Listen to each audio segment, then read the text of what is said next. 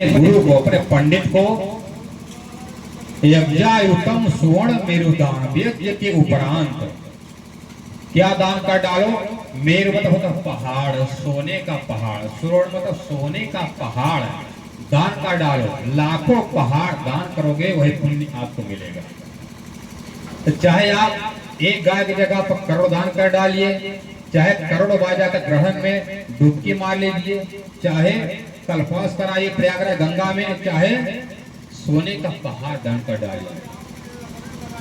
गो कोटि दानम ग्रहण सुकाशी प्रयाग गंगायुक्त कल्पवास यज्ञायुतम सुवर्ण मेरु दानम गोविंद नामना अस्मरण तुल्य। बोलो श्री प्राणनाथ प्यारे की जय।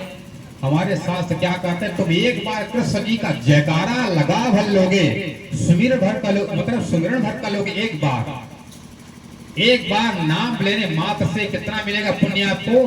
करोड़ गाय का दान करने का पुण्य मिल जाएगा, करोड़ ग्रहण नहाने का और कल्पवास करने का, सोने का दान करने का।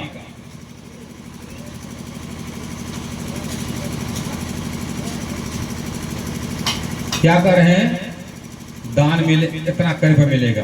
तो कब, गोविंद नामना अस्मरण तुल्य, अस्मरण भर कर लिया किसी तरह, भाव को भाव अनख आलस हूं, नाम जपत मंगल तिस दस, परमात्मा का संबंध आपसे हो जाए किसी भी भाव से।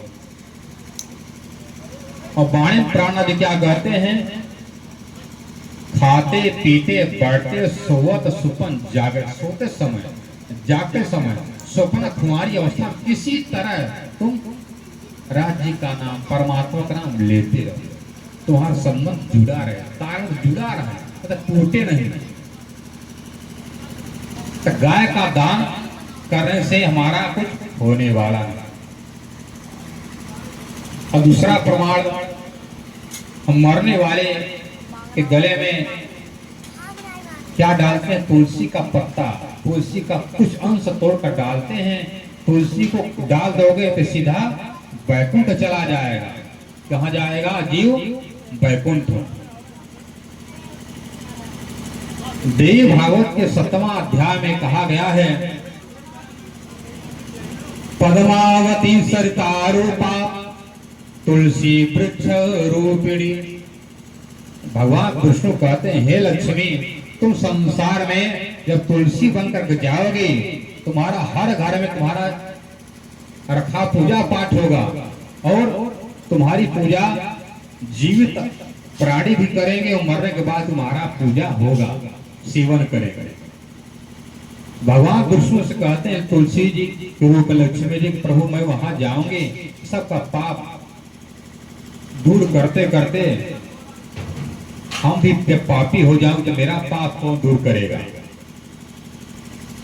कोई तुलसी चाहना करे हमारे मुक्ति को दूसरा करेगा, गंगाचार्य हमारे मुक्ति को दूसरा करेगा, हम मुक्त नहीं कर सकेंगे। तो देवी भागवत के 9वां स्कंद में कहा गया है, पद्मावती, पद्म तो होता कमल, पद्मनाभ तो होता भगवान विष्णु, पद्मावती होता लक्ष्मी। वही लक्ष्मी जी अपने पन्ना जी में नदी बनकर बह रही है, विष की नदियां अमृत की नोशों को सवन पहुंचाए। और क्या कर रहे हैं, पद्मावती सरता नदी रूपा और तुलसी वृक्ष रूपणी। यही लक्ष्मी कभी तुलसी के रूप में आए थे। तो तुलसी का, गंगा का, भारत के 3 करोड़ तीर्थों का मुक्ति कब होगी, कह रहे हैं कि कलयुग 5 सहस्र हजार गति मत बीत जाएगा, वर्षे च मोक्षण। जब कलयुग का जब 5000 वर्ष बीत जाएगा, कितना समय, 5000 वर्ष बीतने के बाद तो गंगा जी संसार से चली जाएंगे, तुलसी भी चली जाएगी। तो जो देख रहे हैं घर में पौधा ना, ये असली तुलसी नहीं का जो ताकत था मुक्ति करने वाला है, चला गया। गंगा जी में अभी कल्पवास में लगा था, मतलब कुंभ लगा था नहीं, कुंभ में कितना ही आदमी के बहुत से बहुत मर गए उसी में। क्या कर 144 साल के बाद लगा कुंभ,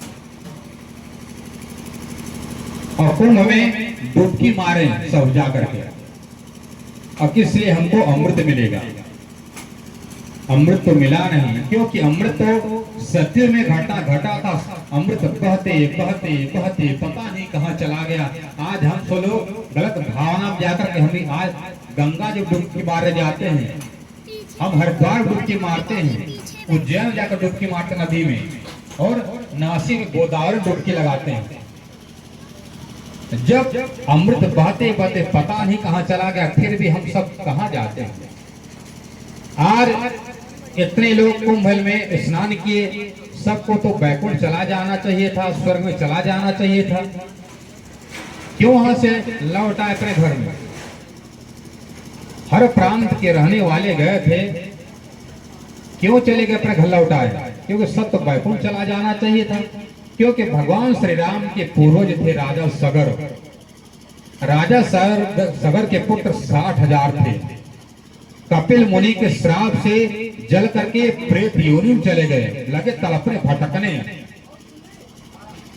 तब पीढ़ी पर पीढ़ी कई पीढ़ियों का तपस्या करने पर संसार गंगा जी आई। गंगा जी का स्पर्श पाते ही राजा सगर के 60,000 पुत्र सब स्वर्ग में चले गए।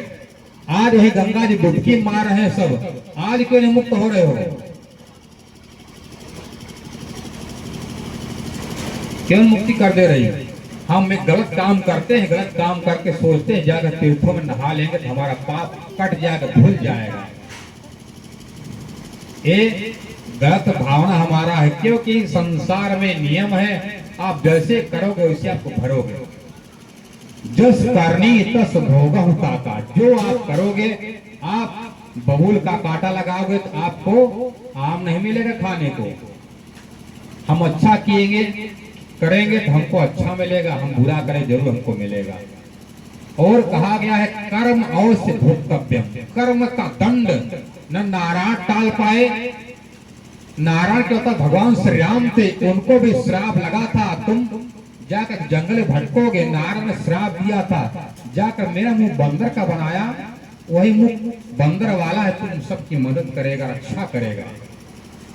भगवान विष्णु जो कर्म को काटने वाले, खुद कर्म के बंधन बंद करके 14 वर्ष के लिए जाकर वनवास रहते हैं।